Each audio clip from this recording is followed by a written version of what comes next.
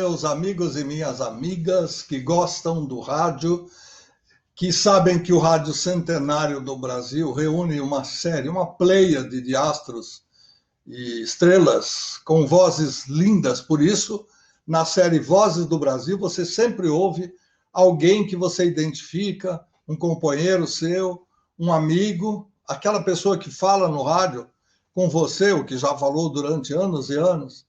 Então, por esse motivo, nós estamos começando mais uma série, Vozes do Brasil, mais um programa dessa série. Toda semana você encontra no meu canal do YouTube. É só pegar esse nominho que está aí e colocar YouTube/Luiz Fernando Malhoca.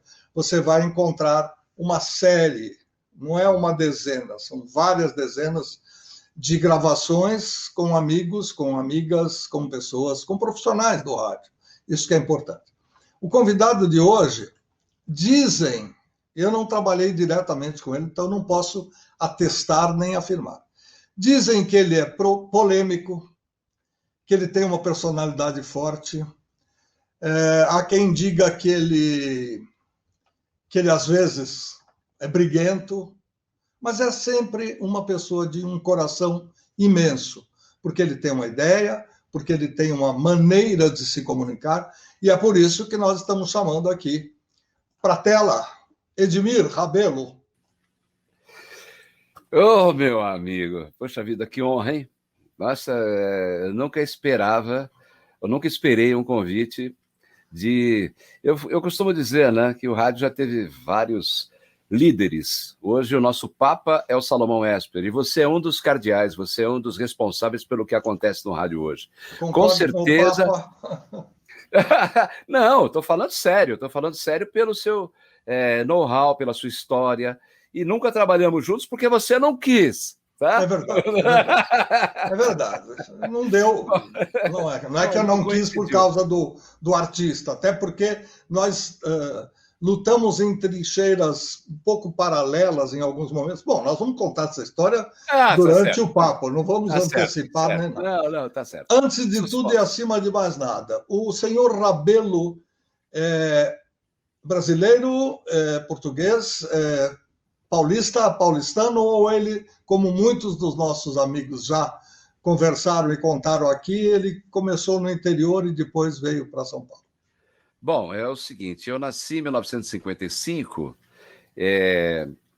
em Guarulhos, na Vila Galvão, e o meu pai me registrou, sei lá, por pachorra ou por facilidade, no Tucuruvi. Então, sou paulista de estado, guarulhense de nascimento e paulistano de certidão. Mas é isso, a história começou em 1958 e, respondendo a sua pergunta, basicamente é essa, mas tem mais pela frente. Muito bom. Eu queria saber, como sempre gosto de saber, quando é que a voz que definiu o profissional surgiu? Normalmente, quando criança, a gente não tem muito aquele negócio de voz forte, voz possante, voz... Tem umas pessoas que já demonstram, não pela voz, mas pela forma de ser, uma queda pelas artes, né? Seja para teatro, para cinema. Eu fiz cirquinho, eu ganhei dinheiro para poder me sustentar quando meu pai não dava. Eu fazia cirquinho com uma cortina rasgada que minha tia ia jogar fora. Eu falei, não, daqui, coloquei no varal. Eu fiz teatro de fantoche, eu fiz uma série de coisas. Mas eu quero saber do Edmir, como é que ele sentiu essa veia artística, se é que ela começou cedo na cabeça e na vida dele? Bom, eu vou pedir 15 segundos, eu vou trazer aqui um documento para você. 15 segundos, é rapidíssimo. Tá bom. Você entretém o pessoal aqui, peraí. Só um instantinho. Enquanto isso... Rapidez. Aí já vai dar mais que 15 segundos que eu estou preso aqui. Enquanto isso, eu vou dizer que nós estamos conversando com Edmir Rabelo. Mas não tem problema, não. É que eu não me preveni. Peraí.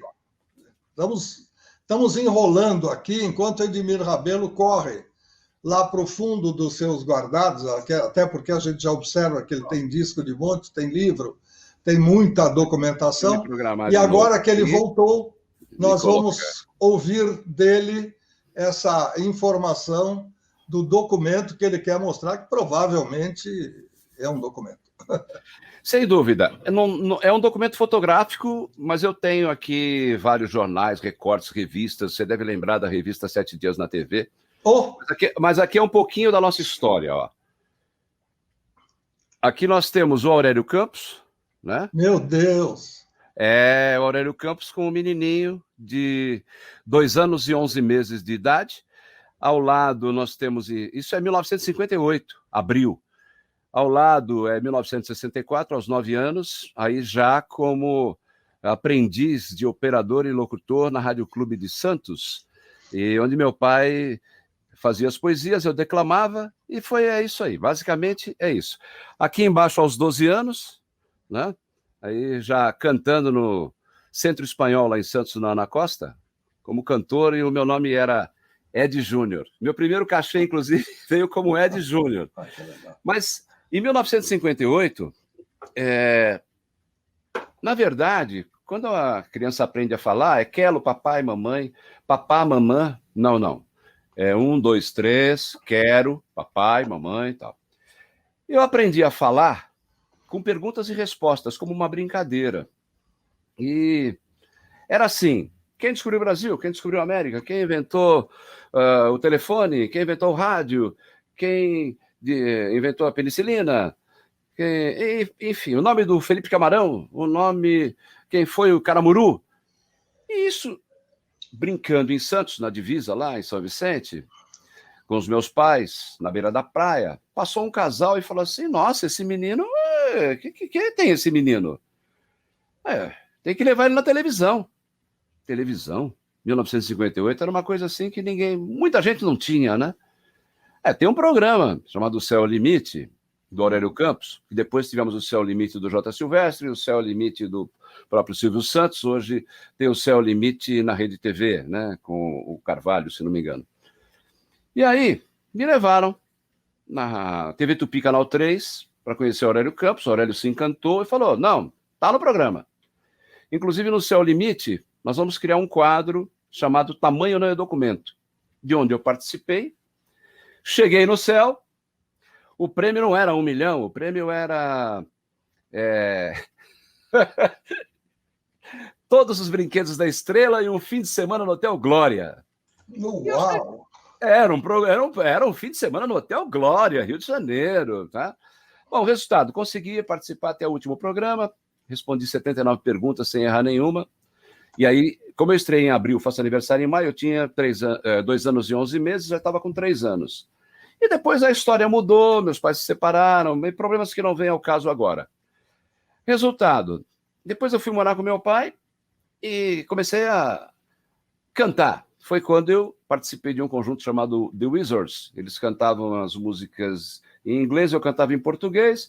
Aí saí de novo dessa vida, fui para o teatro infantil, dos 16 aos 18, e o resultado foi que aos 20 eu entrei no rádio, e ele me pegou e eu nunca mais saí. Esse começo do rádio, onde foi? Esse começo foi em Araçatuba. Araçatuba, que acontece o seguinte, Araçatuba, para mim, foi a minha mãe, radiofonicamente falando. Como é que eu comecei no rádio? Muito interessante, porque você deve conhecer muita gente que faz pesquisa e que é ator. Quando não tem trabalho no teatro, você vai fazer pesquisa. Então eu fui pesquisador e estava trabalhando sem nenhum teatro, só. Apesar de ter conseguido trabalhar também um pouquinho com Antunes Filho em alguns ensaios, mas era muito pesado para mim. Então eu resolvi deixar o teatro para ser pesquisador. Pesquisava pela Anderson Clayton. Saí da Anderson Clayton porque os caras achavam que eu não poderia ser pesquisador. O meu supervisor falava assim, você parece o Silvio Santos, você não pode fazer isso, você tem que deixar a pessoa à vontade. Eu falei, mas eu não faço nada, eu só pergunto, gostou? Que era amendocrem, óleo, margarina, que era a Claybon, e eu entrevistava as pessoas para saber que você tem que deixar um material, buscar depois, de 2, 3 dias, o que a senhora achou? Gostou? É salgado? É doce e tal? E o resultado foi o seguinte, eu tinha muita amizade com o pessoal da Polícia Militar, meus colegas de adolescência, E um dos rapazes, o pai foi transferido para Araçatuba, para a quinta Companhia do Interior, noroeste do estado. O que aconteceu? Eu fui para Araçatuba, forçado, porque eu não queria ir. Você tá louco, você tá cheio de grana, você foi demitido lá da Anderson Clayton, vamos para lá, a gente vai para lá sozinho, meu pai foi transferido, que era o coronel Cerciari. Então vamos. Aí fomos para lá, primeira semana, adorei Araçatuba, cada quarteirão uma praça, né? Um quarteirão uma praça, um quarteirão uma praça. Eu falei, meu Deus, esse lugar aqui é maravilhoso, apesar do calor. E o resultado é que a mãe dos meninos falou assim, Edmir, os meninos não querem fazer nada, só querem ficar passeando com você. Eu falei, não, tudo bem, então eu vou embora. Aí os meus amigos falaram, você não vai embora, meu, você tem que arrumar um emprego aqui. Aí, como é que eu vou fazer para arrumar um emprego? Aí vem o começo da história. Hoje, abrindo um parêntese, eu tenho DRT de ator, jornalista e radialista, né? Mas, já estão tirando a minha bandeira aqui. Minha gata tirou a minha bandeira do Brasil. Deixa eu colocar a bandeira aqui, porque essa aqui é fundamental para a gente, com certeza. Peraí. Tem uns filhos aqui, viu?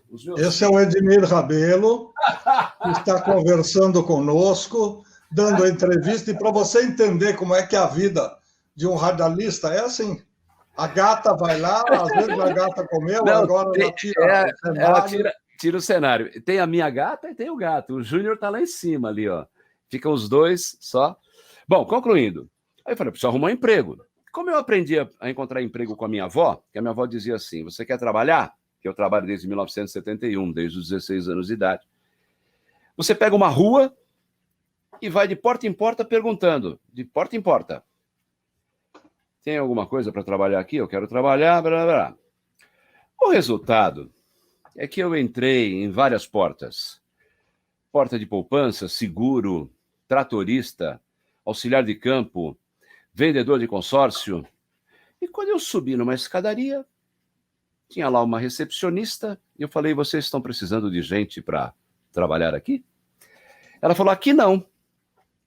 Aqui é a Rádio Cultura, mas estão precisando de gente para trabalhar na Rádio Luz. Eu falei, tudo bem. Você me arruma o endereço da Rádio Luz? Isso era janeiro de 1976. Eu falei, claro. Eu falei, mas por que aqui não precisa? Ela falou, não, porque o locutor de lá veio para cá. Eu falei, tá bom. Aí ela me deu lá, José Bonifácio 56 e tal, travessa da praça, fui lá. O engraçado era que era uma travessa da outra praça que eu estava residente na casa dos Cerciares. Aí cheguei lá para fazer. Posso fazer só uma pergunta. Ela Sim. falou para você, procura o seu Oscar? Não, por quê? Tá bom. Porque o Oscar Piconês era dono da rádio, ué. Da rádio. Na época, vice-presidente da ESP, Da Luz? É. Nossa, não, meu primeiro... Depois virou Jovem Luz, mas vamos em frente. Conta eu vou contar como é que foi, muito engraçada essa situação. Primeiro, antecipando por que eu cheguei ao rádio.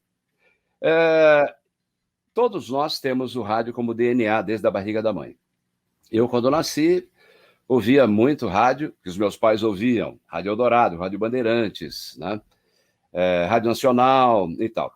E eu gostava muito, muito, muito, desde pequeno, da Rádio Eldorado, pelas músicas clássicas e pelas corridas de cavalo, que eu achava muito legal aquele negócio de você falar rápido e tal, tal, tal. Depois comecei a admirar Vicente Leporassi e Moraes Sarmento, que eram meus ídolos na minha infância para a adolescência. Você acordar de manhã e ouvir o Leporassi com a Hora do Trabuco, aquilo era para mim fantástico. E ia para a escola, e quando eu voltava da escola, ainda pegava o Moraes Sarmento falando meio-dia em São Paulo, meio pão já foi ganho, meio pão está para ser conseguido, meio-dia em São Paulo. E isso, até o encerramento dele, eu lembro bem, ele fala aquela canção que dizia assim, até amanhã, se Deus quiser, se não chover, eu volto para te ver, mulher. Aquilo era muito legal. Depois, na minha adolescência, eu passei a ouvir o Hélio Ribeiro. Então, Hélio Ribeiro, a gente saía da escola, a primeira coisa que fazia era ir para casa para ouvir o Hélio Ribeiro de meio-dia às 2h. Eu já tinha essa semente dentro de mim. Então, fui lá para fazer o tal teste, 4h da tarde, e o diretor falou assim, você tem que vir aqui às 19h. Eu falei, 19h? 19h. Caramba, por quê? 19 horas. Depois eu vinha saber que as rádios só tinham um estúdio, 19 horas era a hora da Voz do Brasil, então você tinha que fazer os testes naquele espaço, 19 às 20, e até às 20h30 tinha o Projeto Minerva. Bom, o diretor mandou ir lá, chegou lá, tinha 10 pessoas, comigo 11. Falei, meu Deus, tô ferrado. Aí vai um, vai outro, vai outro, vai outro. Sua vez, foi minha vez. E eu lá, assim, tremendo. Aí o diretor falou para mim assim, deixa o papel aí, fala sozinho você. Anuncia. Sua carta vale música e tal. A Associação de Luto Cardassi participa. Eu até falei Associação de Luto Carduto, em vez de Cardassi. Eu estava super. O Eurípides Guerra era o diretor. Inclusive, ele falava com o dedinho no ouvido, assim. Tudo que ele falava, ele tremia o dedinho. Tem gente que faz assim, né? Tem outros que... Eu prefiro a caixinha de som longe. Bom, fizemos os testes, todo mundo esperou, todo mundo saiu.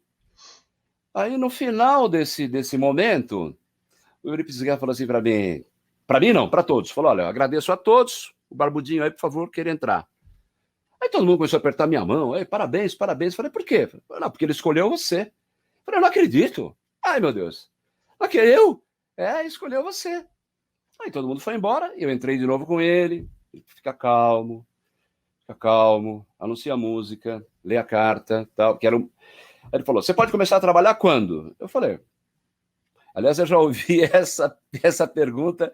Essa foi a primeira vez, a segunda vez foi com o Canhão Gadia, mas é outra história, fica para outra vez. Aí eu falei, posso trabalhar quando o senhor quiser, você pode começar amanhã, 8 da manhã? Eu falei, posso. Então, você vai começar amanhã. Você vai trabalhar aqui das 8 às 10, com sua Carta Vale Música, primeira edição, e das 13 às 15, sua Carta Vale Música, segunda edição. Tá bom? Tá ótimo. Tá? Aí eu saí daí feliz, pá. No dia seguinte, a primeira música que eu toquei no rádio foi Domingo no Parque. Hoje é meu dia. Vou ver o meu amor. Ângelo Máximo, nunca esqueço. Mas foi isso. De lá, aconteceram outras coisas que eu espero um dia contar num livro, sei lá, que se você quiser me ajudar, a gente vai escrever juntos. Já falei desse livro, que é Algumas Histórias do Rádio. E por que eu saí de Araçatuba? Fui para Santos, e em Santos entrei na Rádio Cultura, entrei na Cosipa, mas 26 de janeiro de 1976 foi o dia que eu estreiei no rádio, em Araçatuba, e eu brincava da Rádio Luz, né? A Rádio Luz parece que hoje é evangélica, infelizmente, como muitas emissoras, né? E eu dizia assim, Rádio Luz, a única que seduz seus ouvidos, né? Mas era muito gostoso, porque você não tinha o que fazer, né? Anunciar a música e convidar. Aí peguei os meus amigos, os cerciares, eu me entrevistar, o que está acontecendo em São Paulo, qual é o sucesso, qual não é? Mas eu já tinha a semente do Hélio Ribeiro, a semente do Moraes Sarmento e a semente, principalmente, do Vicente Leporassi para fazer rádio. É por aí. Fora a Eldorado, né? Que não é Eldorado, é Eldorado. Bom, pelo visto, você teve um esteio, uma estrutura muito bem feita, porque o rádio é isso, é a companhia, mas se você absorve esse material, você fica com uma estrutura que, aliada àquilo que os seus pais já haviam semeado, plantado e até colhido de você, que era a própria cultura natural, então a coisa era muito mais simples para você colocar para fora. O detalhe era a oportunidade, ou então a chance de você ir para determinada emissora e tal. Quando é que você voltou para São Paulo? Quando é que a Pauliceia desvairada conseguiu fazer você ter um pouco mais de atenção para com ela? Bom, eu trabalhei praticamente 3 anos na Rádio Cultura. Aí fui para a Rádio Tribuna M. E eu queria falar ao vivo, mas não me permitiram falar ao vivo. O seu Hélio Ávila de Souza era o nosso diretor, ele queria que falasse gravado. Eu tive a oportunidade de ser programador, fazia das 6 às 7 a abertura da rádio, que a rádio antigamente fechava 2 da manhã, a Tribuna fechava a 1 para abrir às 6. Das 6 às 7 eu fazia a programação, anunciava as músicas e programava. Das 7 às 8 era o jornal, se não me engano, jornal A Tribuna, depois vinha a programação. E o seu Hélio tinha um tino comercial, musical muito importante. Naquela época, o Dentel exigia, o Dentel era o Departamento Nacional de Telecomunicações, que tivesse 50% de músicas nacionais e internacionais. E ele, em vez de fazer isso, fazia 75% nacional e internacional. Três nacionais, uma internacional, 3 nacionais, uma internacional. Só que ele me encarregou de fazer não só a abertura da rádio, mas o encerramento das 23 a 1, mas a seleção musical, né, falada por mim. Eu não era o programa, eu só abria a rádio e fechava com a minha seleção. 6 a 7 e 23 a 1. E durante o dia tinha os outros programadores, né? Eram 2, inclusive, o seu Amilcar e mais um outro rapaz, acho que de nome Walter. E eu queria falar ao vivo, ele não deixava falar ao vivo. Eu tinha que chegar às 2 da tarde para fazer a programação, e eu nunca chegava às 2. Chegava às 3, às 4, às vezes às 5. Teve um dia que eu acabei chegando 5h45, fiz a programação, gravei o áudio que precisava e ele me demitiu.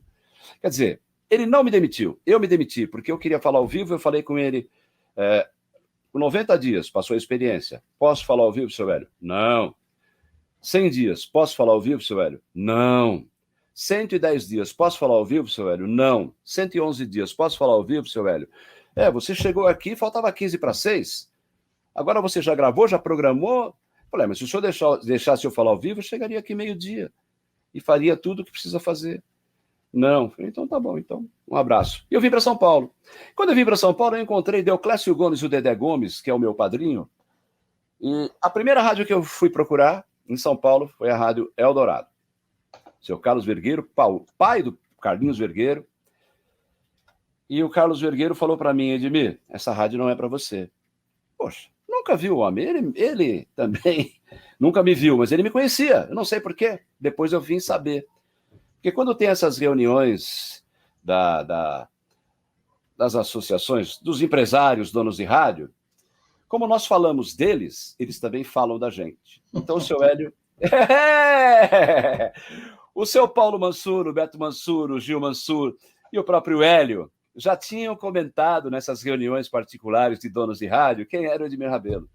E por isso que o seu Carlos Vergueiro, que eu nunca soube, eu vim saber depois, falou, não, essa rádio não é para você, você tem que ir para a Rádio Jovem Pan, você tem que ir para a rádio... outra rádio, essa não é, Rádio Excelsior, Rádio Difusora, que você trabalhou lá, não é? Trabalhou lá, não trabalhou? Sim, claro. E sim, então... Depois do Caion, sim.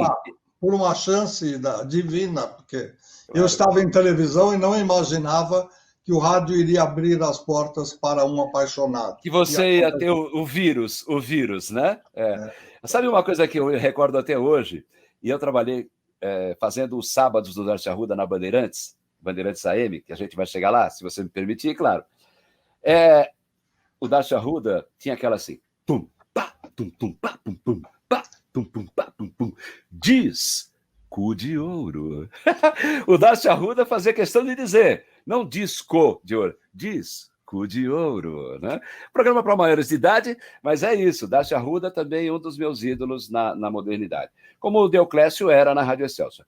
Aí o Dedé falou para mim assim, ele fazia cabine na Rádio Globo, na Marechal, na Rádio Globo não, perdão, Rádio Globo, Rua das Palmeiras, se não me engano, 713, alguma coisa assim, Praça Marechal é outro endereço, e não é mais lá. Aí ele fazia cabine, que era aquele negócio assim, assista agora, Coração Doente, a seguir, Jornal Nacional, logo após, Rock Santeiro. Aí ele falou, lá de cima da escadaria, fala aí, filho daquilo, o que você quer? Eu falei, não, Dedé, eu queria falar com você trabalhou na Rádio Tribuna. E aí, o que você tem a ver com isso? Não sei o que lá, sarrista pra caramba. O cara era um sarro. Bom, resultado, ele falou, você sabe operar? Eu falei, sei. Se você sabe operar, então vai na Radiantes 13. Falei, Bandeirantes? Ele falou, lá eles vão pegar, quem sabe falar e operar. Legal, obrigado. Daí eu fui lá, e conheci o Caion Gadia. No meu primeiro teste, inclusive, estava presente Emílio Santiago, com uma sandalinha de couro, simpaticíssimo. E o Caion gostou muito do meu teste e falou, daqui um mês você me procura. Eu falei, tá bom, daqui um mês, então, eu vou te procurar. Isso era 25 de agosto de 76. Não se passaram 10 dias, eu fui atrás dele. Pô, rapaz, eu te falei que é daqui a um mês? Não vem pra cá, não. Não, é daqui a um mês. Vem daqui 10 dias. Eu fui de novo. E aquele dia era dia 11 de setembro de 1979. O resultado é que ele falou assim, olha, você é muito chato.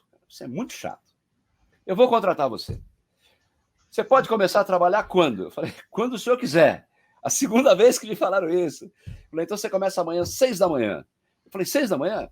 Você mora onde? Eu estou morando na Vila Galvão, na casa da minha tia. Aliás, Vila Rosália, perdão. Eu nasci na Vila Galvão, mas estava morando na Vila Rosália, que tinha vindo de Santos, não tinha lugar para ficar. Ele falou, mas você vai conseguir chegar aqui, sair de Guarulhos, chegar aqui 6 da manhã? Eu falei, vou. Claro que eu vou. Então, você tem que estar aqui 6 da manhã. Amanhã. Eu falei, tá bom, tudo bem. Ah, tem uma coisa. Só que hoje, 7 da noite, você vai ter que ir num jantar. Eu falei, mas eu? Ele falou, você vai ter que ir num jantar. Aonde? Dinhos Place. Era uma travessa da 9 de julho e tal. Aí cheguei lá no Dinhos Place, barbudo, cabeludo. Era um pouco mais cabeludo que isso. Conheci o seu João Saad, o Johnny Saad, Ricardo Saad, Salomão Esper, pessoal comercial. Olha, era uma mesa assim, parecia um banquete daqueles de rei, né? Aí, rapidinho, bate-papo, comemos um pouquinho, fomos para casa e voltamos. Eu nem sabia que eu estava inaugurando a Bandeirantes FM estéreo, porque ela era mono, ela tinha um transmissor de 1 quilo, que ficava no próprio edifício lá na Radiantes 13, e passou a ter um transmissor de 50 quilos no Pico do Jaraguá, como é até hoje, 96,1 MHz, tal.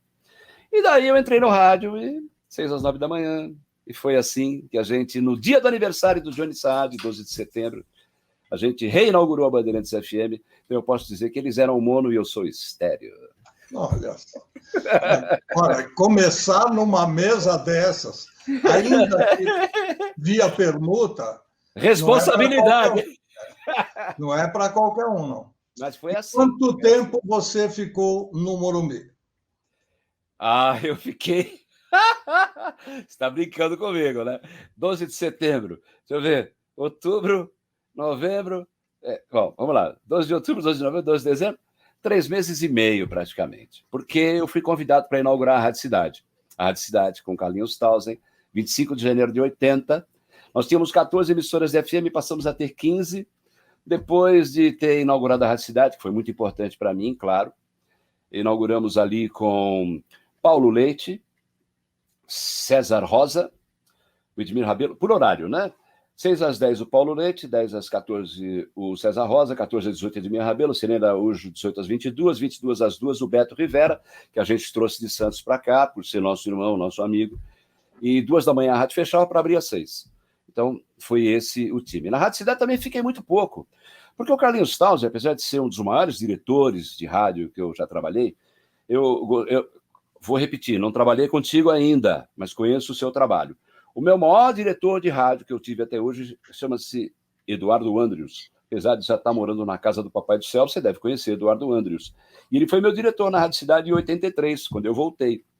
Mas eu saí da Rádio Cidade no dia 7 de julho de 80 e fui para Estéreo Vale, trabalhar na Estéreo Vale, fazer uma reinauguração da Estéreo Vale.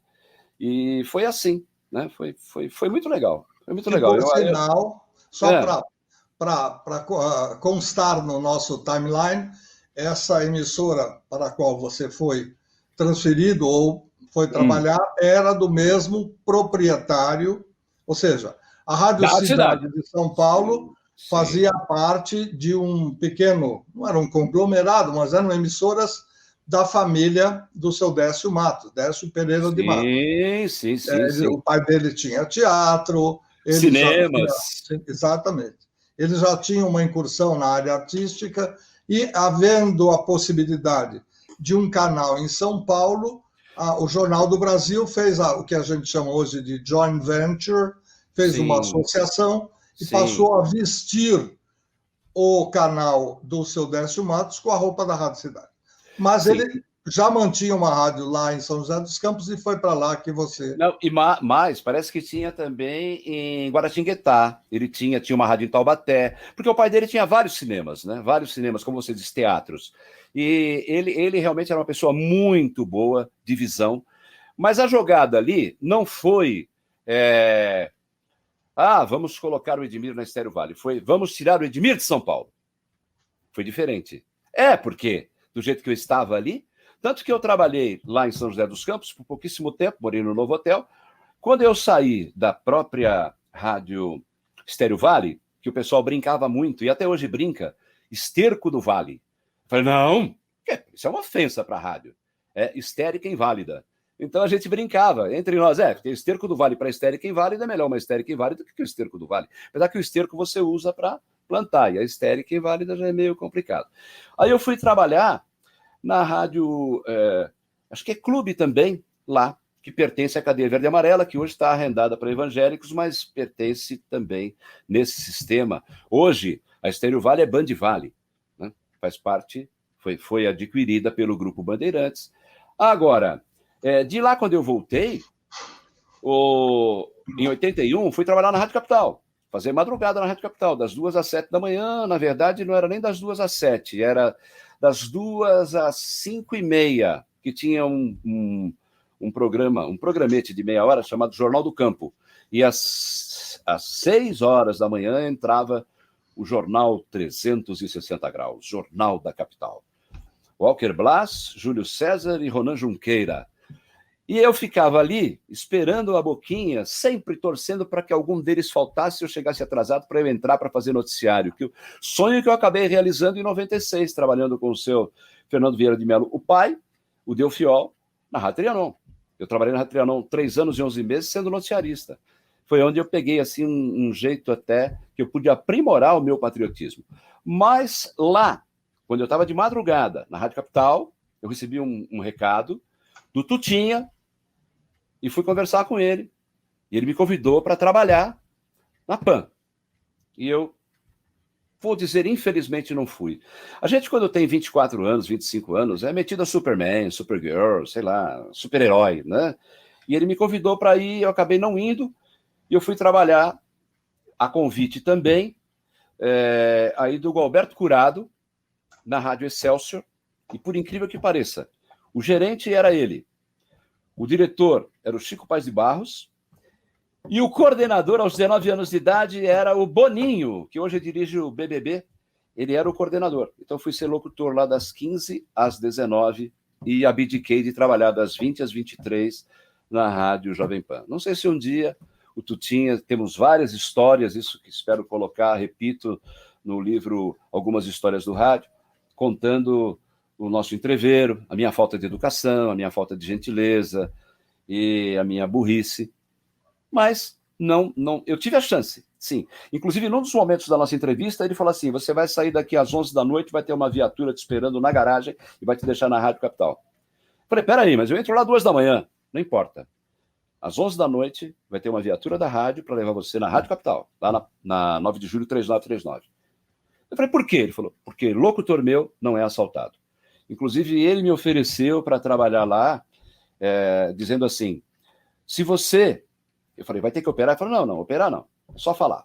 Inclusive, você vai trabalhar, você não vai trabalhar de quarta e sábado, que tem futebol, então, aqui você só vai falar. Quando tiver que operar, a gente vai fazer outra coisa. Resultado. Depois eu vou contar em detalhes, um dia, essa história, se sobreviver. Finalizando, ele falou, olha, se você aqui falar de teatro, cinema, show, falei, meu Deus, eu vou te pagar 40% pela produção. Então eu tinha tudo para estar na PAN, até hoje, quem sabe. Mas a gente não sabe de nada, né?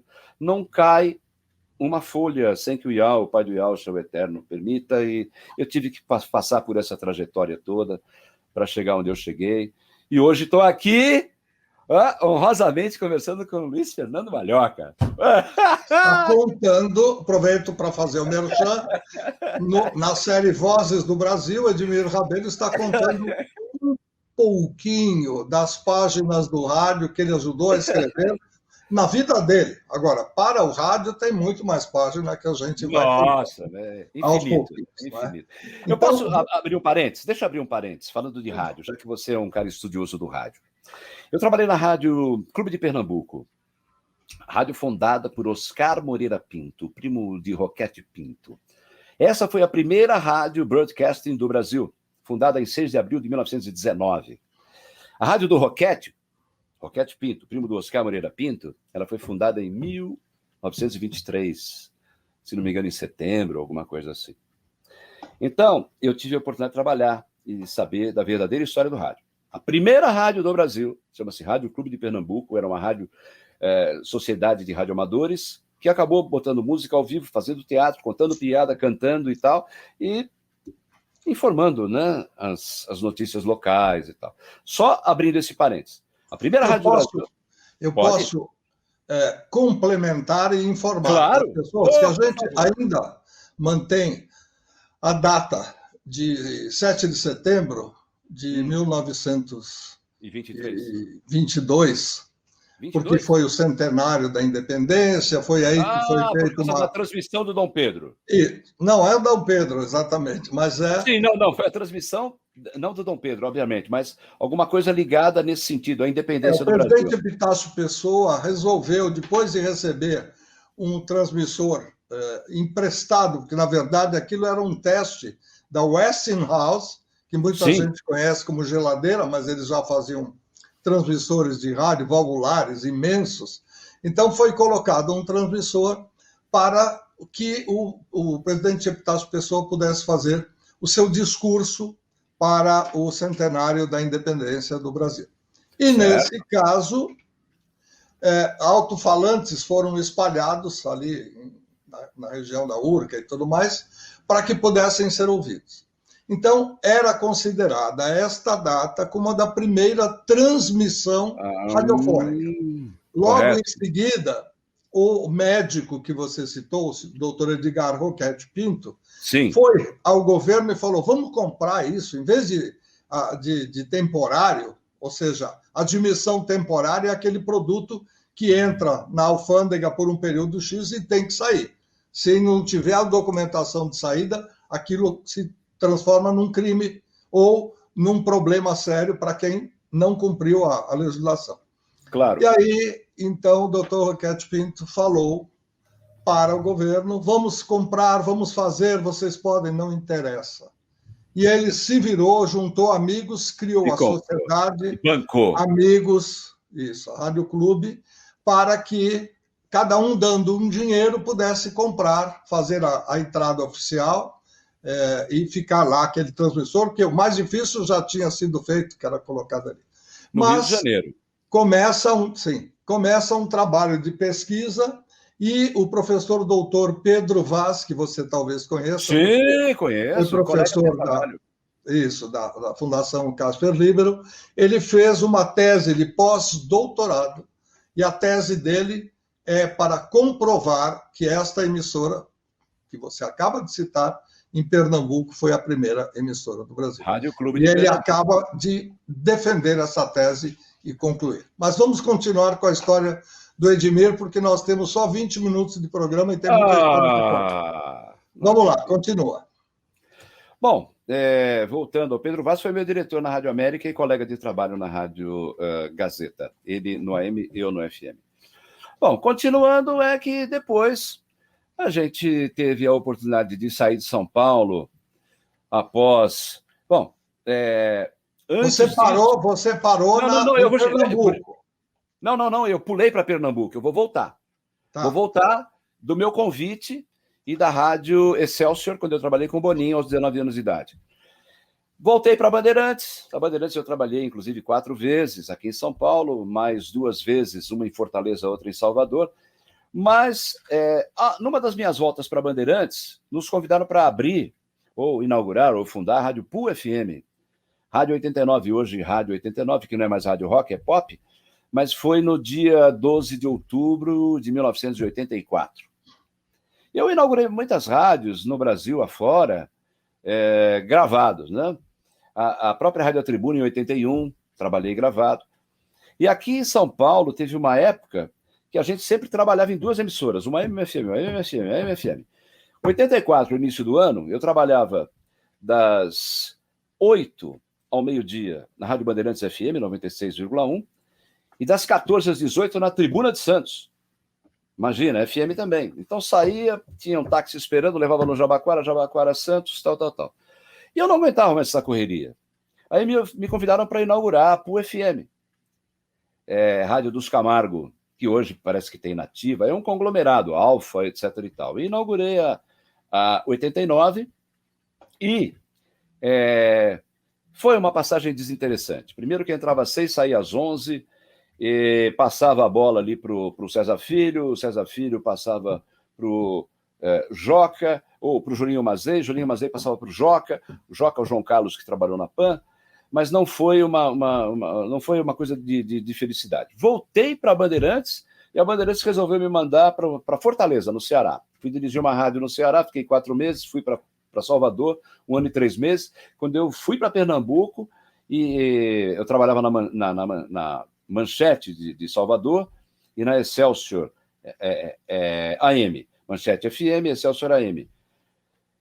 O resultado é que eu fui para a Manchete de Recife e acabei entrando na Rádio Cidade de Recife e, na sequência, a Rádio Clube de Pernambuco, AM, com o Edson Torres, e fazia de manhã, das 8 ao meio-dia, a Rádio Clube, e das 15 às 19, a Rádio Caetés, que hoje também é Clube.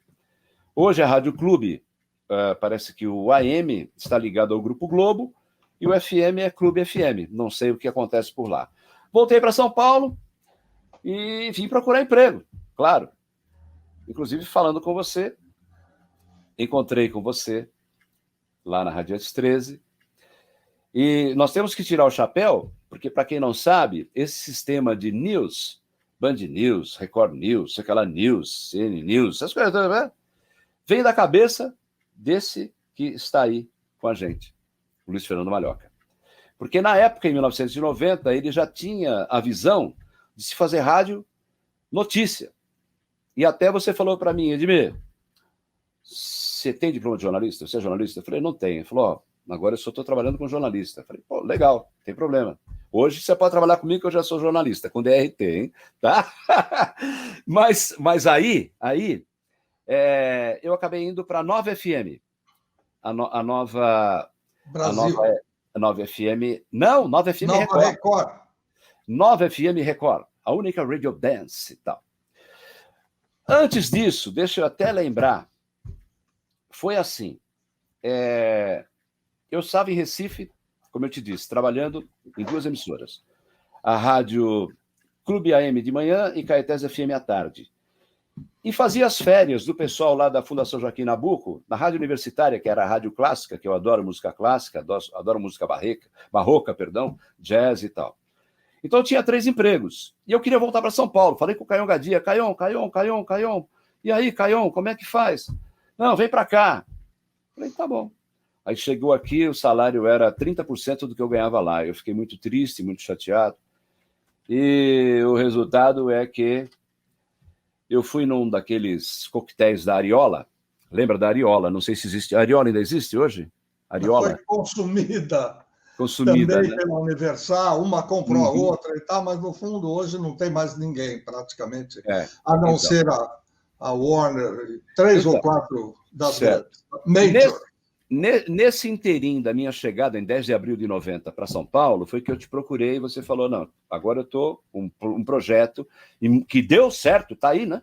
Hoje, as primeiras colocadas são as emissoras que transmitem notícia, o que você criou, o que você plantou em 1990, talvez até antes, não sei.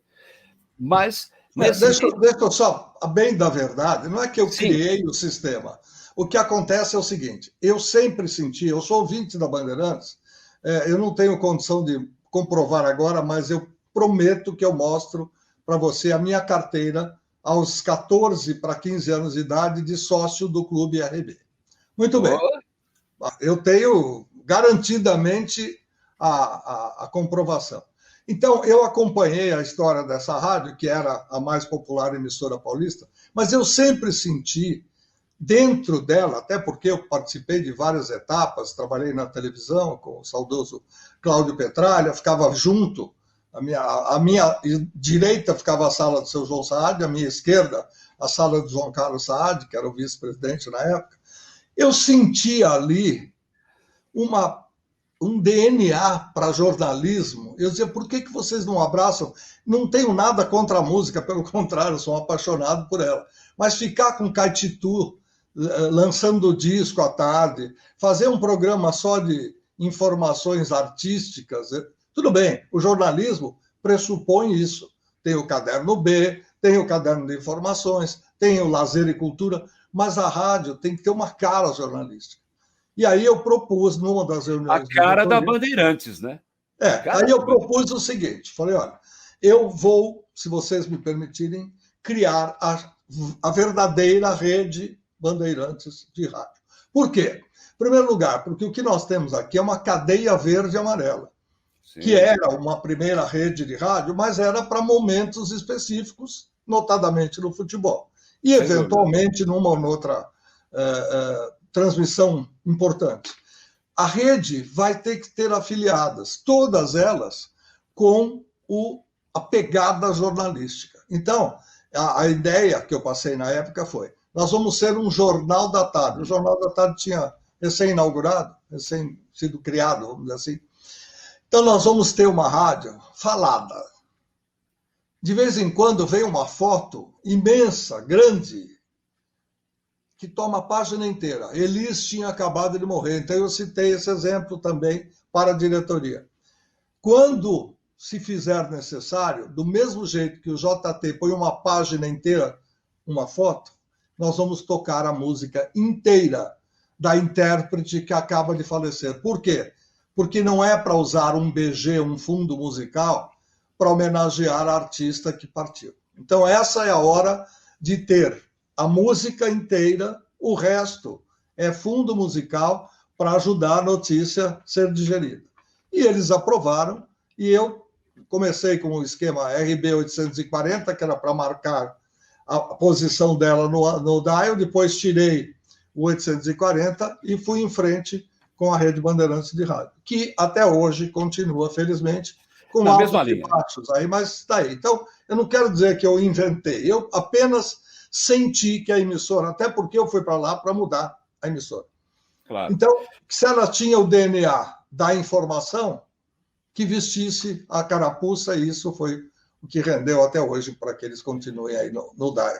E concluindo aí com relação a isso, o próprio Hélio Ribeiro também tinha, segundo Antônio Carvalho, na comemoração de um dos aniversários do Hélio, essa postura, né? Mas só que não a sua, de fazer jornalismo na íntegra. Eram teasers, gotinhas terapêuticas de notícias e música. Basicamente, o Hélio era o homem da música.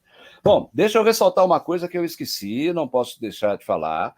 Numa das minhas passagens pela Bandeirantes, o meu primeiro superintendente foi o Salomão Esper. Foi o que me deu a oportunidade de trabalhar em 1984, 83 e 84, na Bandeirantes AM, aos sábados, nas folgas do Darcio Arruda, tá? Concluindo. Bom, mas aí, num daqueles coquetéis da Ariola, eu já vou fechar e eu acredito que nós não vamos conseguir passar dos anos 90, hein? Tá? Você me perdoe. Eu estava lá, jururu, não cajuru, pelo amor de Deus, jururu no cantinho, aí veio um rapaz e falou, você é Edmir Rabelo? Sou seu fã, caramba. Eu falei, pô, legal. Eu te ouvia em 80 na Estéreo Vale. Eu falei, poxa vida, que legal. Você tá triste? Eu falei, tô. Por quê? Não, porque eu vim para São Paulo, eu trabalhava lá em Recife, contei a história para ele, estava ganhando 50, o cara queria me pagar 19 aqui, eu tô complicado agora. Tá difícil. Ele falou, o seu problema qual é? Eu falei, meu problema é ganhar 50. Ele falou, eu te arrumo 50. Eu falei, o quê? Pô, mas quem é você? Não, eu sou Carlos França, eu dirijo a rádio difusora dos Bering, lá de Taubaté, e tem um problema. O único problema é que a nossa rádio é 100% música nacional. Eu falei, mas isso não é problema. Você topa? Eu já estava uma mão na frente e outra atrás, apavorado, não dava para trabalhar. Se você ganhar 50 e cair para 19, realmente você fica sem chão. Pedi perdão para o Caião Gadia e fui para São José dos Campos de volta. Segunda, quarta e sexta ia para Taubaté gravar e o resto da semana passava na radiodifusora, anunciando músicas de 15 às 19, falando e operando, né? Músicas nacionais. Depois, quando eu vim para São Paulo, para a Nova FM, que aí eu lembrei, foi assim, sair de uma rádio de 100% de música nacional, como é a Nova hoje, para ir para uma rádio 100% de música internacional, como foi a Nova Record, a única radio dance do Brasil. É isso. Já deu o tempo que você precisava? Me perdoe. Não, você vai contar que você depois foi para uma emissora na qual você trabalhou até ontem. Nós temos mais 8 minutos de conversa. Ainda dá para falar mais um pouquinho. Então dá para contar. Bom, depois disso tudo, eu acabei indo para Santos, trabalhar na Rádio Cultura de volta. Isso já é 92. E comecei a fazer só eventos, corrida de carro, de kart, de moto, esqui, jet ski, boxe, duatlo, biatlo, triatlo. Eu vivia ali naquele edifício da Germane Burchard, o DEF, e o pessoal fazia, inclusive, calendário já com o que eu podia fazer. Porque esse meio, ele é um meio que, se você faltar num evento, tem 10 locutores para entrar no seu lugar. Em 92 mesmo, o Betinho Rivera, Alberto Rivera Vasquez, estava na PAN e foi convidado para reinaugurar a Gazeta FM. Ele falou, você não quer trabalhar comigo? Eu falei, pera um pouquinho, Betinho, é para operar? Eu falei, é para operar. Eu falei, para operar eu não quero. Você me desculpa, eu estou em outro esquema agora. Quando não for para operar, você me chama que eu vou. Legal. Então, mas eu estou assumindo aí agora, estou com o Henrique Terra, não sei mais quem, vou pegar lá. Falei, legal, beleza. Aí ele até brincou comigo, falou, o que eu faço na rádio? Tem que botar um slogan na rádio. Eu falei, bom, deixa eu pensar aqui. Pô, ela não é a primeira do rádio, a primeira do rádio? Se ela é a primeira do rádio, põe a primeira. E até hoje, de 92 para cá, ela é a primeira. Inclusive, eu fui trabalhar lá depois, mas antes eu tive uma passagem pelo AM, que foi em 96, que ele me chamou, porque o meu sonho sempre foi trabalhar em AM. Não porque eu iria ganhar altos salários que não existem mais hoje, mas porque eu queria ver o meu potencial. O AM que eu trabalhei na Rádio Capital 3 vezes, nunca foi no horário nobre, sempre na madrugada. Sábados a gente fazia de dia, mas eu queria estar num horário que eu pudesse estar não enfrentando, mas no mesmo horário do Eli Corrêa, no mesmo horário, sei lá, do Paulo Barbosa, do Paulinho Boa Pessoa, desses grandes nomes do rádio, e eu nunca consegui estar no AM nesses horários. Bom, resultado. Em 96 ele me chamou para trabalhar de manhã cedo, das 7 às 11 da manhã, na Rádio Gazeta AM, eu fui, tivemos uma boa audiência, só que a rádio tecnicamente não chegava onde precisava chegar. Conseguimos um 5º lugar, 4º lugar em alguns horários, não era o suficiente. E a rádio, infelizmente, em dezembro, final daquele ano de 96, ela foi arrendada por uma denominação Guerra e Morte, para não dizer Paz e Vida. E no fim, deram um cambal na rádio, e 6 meses depois eles entregaram a rádio, mas nós tivemos mais de 180 demitidos. O casting todo da Rádio Gazeta AM foi demitido e eu estava nele. Foi quando eu entrei na Trianon. 97, 98, 99, 2000, até 15 de novembro de 2000, do mês de janeiro até 15 de novembro de 2000, de 97 a 2000, eu trabalhei na Rádio Trianon. E lá fui também para ser apresentador musical. Só que, olha, nós estamos precisando de gente para ler notícia. Tá bom, vamos ler notícia. O apresentador musical virou vitrolão, gravadão, e noticioso, 6 às 9 da manhã, meio-dia a 1h15, e depois das 17 às 19, noticiarista, e foi maravilhoso essa minha experiência de noticiarista, que eu trabalhei com vários âncoras, né, que me abriram um pouco mais a mente que eu tenho hoje. E o resultado que dia 1º de dezembro de 2000, o Betinho me chamou para trabalhar na Gazeta, e eu fiquei na Gazeta até 23 de fevereiro desse ano. Foram 20 anos, 2 meses e 22 dias. Eu lembrei de 2 anos porque eu já tive esse número na cabeça na Cosipa. Na Cosipa eu trabalhei 2 anos, 2 meses e 2 dias, Companhia Siderúrgica Paulista. Eu nem sabia que eu era funcionário público, tanto que eu pedi demissão para ficar na Cultura lá em Santos, Cultura AM/FM Mix, como diz o próprio Betinho. E na Gazeta, de 2 anos, 2 meses, 2 dias, eu fiquei para 20 anos, 2 meses e 22 dias. É um número que, se você quiser, joga no bicho, e se acertar, vamos dividir. É cabalístico. Vamos só para a questão também de documentar. Quando ele fala deste ano, nós estamos em 2021. Então, se você vai assistir a nossa gravação em 2022, saiba que ele falou em 2021. O resto está valendo e tudo mais. Então, ó, o que é que você fala? Não. Nós 23, já estamos no final. Eu quero 23, saber o que é que você não fez no rádio. 23 de fevereiro de 2021. Se você vê em 2030, pode ser que eu pelo menos não esteja aqui, esteja em outro plano, fazendo rádio lá o Rádio Celeste, né? O que eu não fiz no rádio? E gostaria de ter feito? Eu acredito que ainda trabalhar no AM. Trabalhar de fato no AM, né? Não, trabalhar em AM você trabalhou. Você quer. É outra coisa que você quer falar. Você gostaria de ter um programa seu, um programa em que você pudesse ler, comentar. Explanar, sim. É isso? Falar basicamente a verdade. A verdade. Porque em 2016, eu tenho mais aí 30 segundos? 38. Então é o seguinte. Em 2016, eu já estava na Gazeta há 16 anos. Betinho Rivera ligou para mim, era a reeleição do Haddad. Ele me ligou e falou assim: Edmir, irmãozinho, não fala mal dos caras, bicho. Não fala mal dos caras. Eu falei: eu não falo mal de ninguém, amigo. Eu só falo a verdade. Então não fala a verdade, bicho. Então é complicado. Eu vou parafrasear Lupicínio Rodrigues, né, que diz: felicidade foi-se embora, é por isso que a saudade no meu peito ainda mora, eu gosto lá de fora, onde eu sei que a falsidade não vigora. Hoje, infelizmente, a mídia, que eu já chamei de mérdia, muitas vezes, ela faz assim: liberdade foi-se embora, é por isso que eu gosto lá de fora, onde eu sei que a falsidade não vigora. É mais ou menos isso. Eu, inclusive, tive uma repreensão na minha demissão, onde me disseram que eu era muito patriota. Você é muito patriota. Pois eu digo assim: seja patriota, não seja idiota, porque o preço da liberdade é a eterna vigilância. Thomas Jefferson, que foi presidente dos Estados Unidos, um dos Founding Fathers, dizia. Por quê? Eles falaram: não, isso é coisa da ditadura. Não é da ditadura nem do governo militar, isso é coisa de 1776. Entendeu?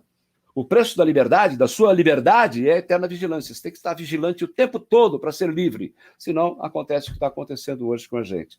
Quer dizer, enquanto sem nenhuma cientificidade se salva pessoas, cientificamente as matam. Este é Edmir Rabelo, que mostrou durante todo o programa a sua personalidade e encerra de maneira magistral, mostrando que ele tem não só a personalidade, mas como ele sabe o que ele quer dizer para as pessoas. Edmir, foi um prazer tê-lo aqui no nosso Vozes do Brasil. A gente ainda pode voltar a conversar, porque há muitas outras histórias que você vai se lembrar, e daqui, na refação do programa, a gente vai buscar outras informações. Um abraço grande e que você, na próxima conversa, possa dizer: olha, eu estou trabalhando numa AM do mesmo jeito que eu disse que eu gostaria de trabalhar naquela conversa que nós tivemos. Independente disso, eu queria dizer que um ator, ele não é só cantor, dramaturgo, bailarino, ele é tudo. Radialista também. Radialista não é só comercial, anunciador, animador, ele é tudo. Então, não tem essa descrição de AM, FM. Eu gostaria de trabalhar numa emissora que realmente me desse a liberdade de falar a verdade. São 45 anos de rádio, 22 eleições. Eu nunca tive nenhum processo jurídico, político, difamação, calúnia, enfim, essas coisas todas. Então, eu ainda estou virgem e eu sei como devo me comunicar com quem gosta do rádio. Porque eu gosto do rádio, você gosta do rádio, e quem está vendo a gente ama como nós amamos. Forte abraço, Edmir. Até mais. Obrigado, namastê. Até mais. Foi muito bom conversar com Edmir Rabelo e mostrar por que dizem que ele é polêmico. Você mesmo pode tirar suas conclusões. O tempo já se esgotou. Nós vamos voltar na semana que vem com mais uma conversa, com mais um bate-papo sensacional a respeito de pessoas que ajudaram a escrever a história do rádio no Brasil. Pela sua atenção, pela sua audiência, o meu grande abraço e até a próxima.